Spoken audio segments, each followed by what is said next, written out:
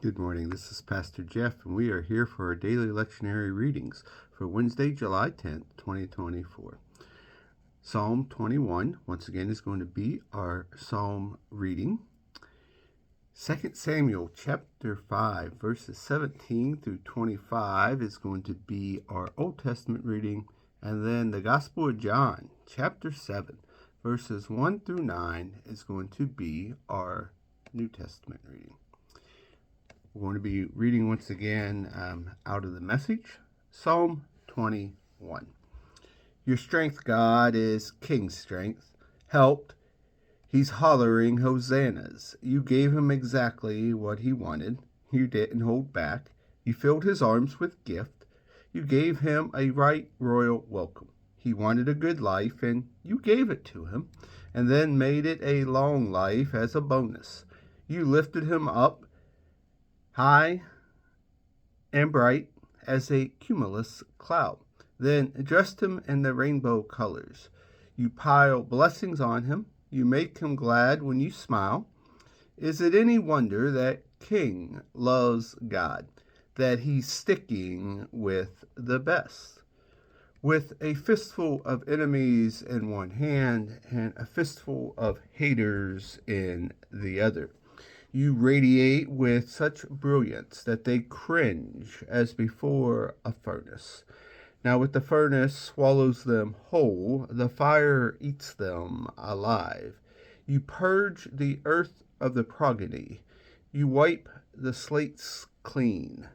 All their evil schemes, the plots they cook up, you have fizzled up, every one. You sent them packing. They couldn't face you.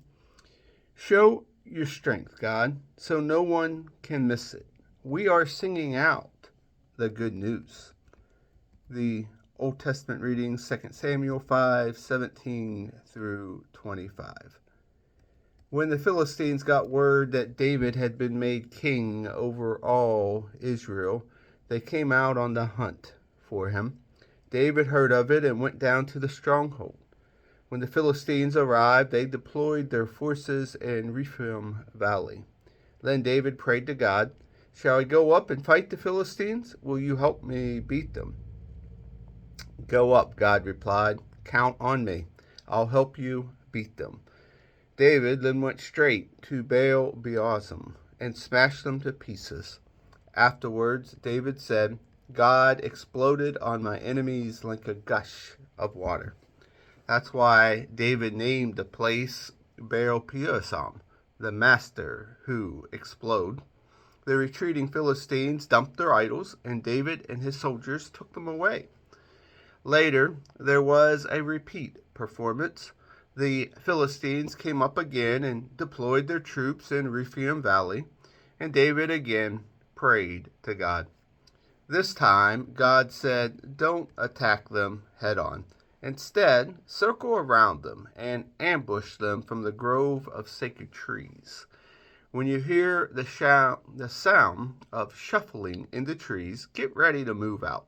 It's a signal that God is going ahead of you to smash the Philistine camp." David did exactly what God told him.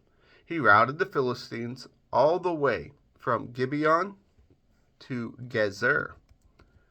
Our New Testament reading, the Gospel of John, chapter 7, verses 1 through 11. Later, Jesus was going about his business in Galilee. He didn't want to travel in Judea because the Jews there were looking for a chance to kill him. It was near the time of the Tabernacles, a feast observed annually by the Jews. His brothers said, "Why didn't you leave here and go up to the feast so your disciples can get a good look at the works you do?" No one who intends to be publicly known does everything behind the scenes. If you're serious about what you are doing, come out in the open and show the world. His brothers were pushing him like this because they didn't believe in him either. Jesus came back at them. "Don't pressure me. This isn't my time. It's your time. It's always your time. You have nothing to lose. The world has nothing against you, but it's up in arms against me. It's against me because I expose the evil behind its pretensions. You go ahead. Go up to the feast. Don't wait for me. I'm not ready. It's not the right time for me." He said this and stayed on in Galilee. But later, after his family had gone up to the feast, he also went. But he kept out of the way, careful not to draw attention to himself. The Jews were already looking for him, asking around, "Where is that man?" And here ends our readings for the day.